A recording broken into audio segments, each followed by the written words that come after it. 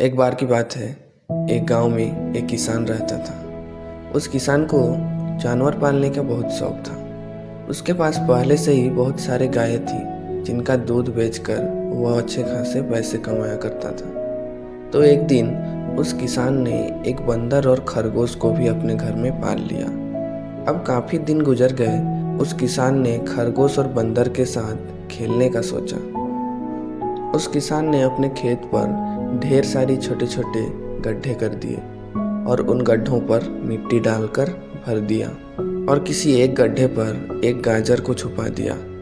अब उस किसान ने खरगोश और बंदर को उन गड्ढों में से उस छुपे हुए गाजर को ढूंढने के लिए कहा। खरगोश को पूरा भरोसा था कि गाजर मैं ही ढूंढूंगा और अपने काम में लग गया। लेकिन बंदर जो था वह बहुत ही आलसी था। उसने सोचा कि खेत में इतने सारे गड्ढे हैं और वो गाजर किसी एक गड्ढे में है, इतना कौन ढूंढेगा। और बंदर एक गड्ढे के ऊपर जाकर सो गया।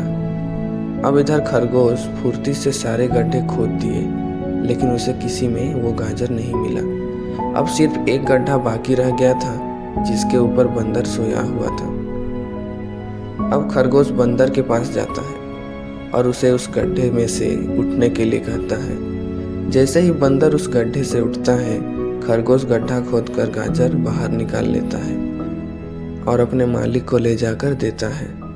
बंदर यह देखकर हैरान हो जाता है कि जिस गड्ढे के ऊपर वो इतनी देर से सोया हुआ था, गाजर उसी के अंदर थी। वह सिर्फ एक बार उस गड्ढे को खोदकर देख लेता, गाजर उसे मिल जाती और वह मालिक के नज़रों में अच्छा बन जाता। यही सोचकर वह अपने किए पर पछता रहा था। दोस्तों, इस कहानी से हमें 3 बड़ी सीख मिलती है। पहला ये कि हमें अपने काम के प्रति नेगेटिव नहीं सोचना चाहिए।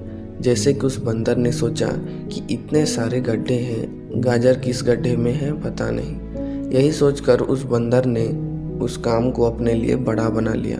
और दूसरी सीख हमें इस कहानी से यह मिलती है कि कम से कम हम लोगों को कोशिश भी तो करनी चाहिए, क्योंकि जब तक हम कोशिश नहीं करेंगे किस्मत भी हमारा साथ नहीं देगी। अगर वह बंदर उसी गड्ढे से गाजर ढूंढना शुरू किया होता तो उसे गाजर मिल जाती, लेकिन उसने कोशिश ही नहीं की।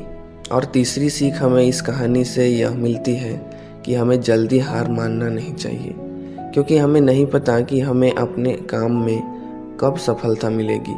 लेकिन हमें कामयाबी तभी मिलेगी जब हम पॉजिटिव सोच के साथ कोशिश करते रहेंगे और हार नहीं मानेंगे।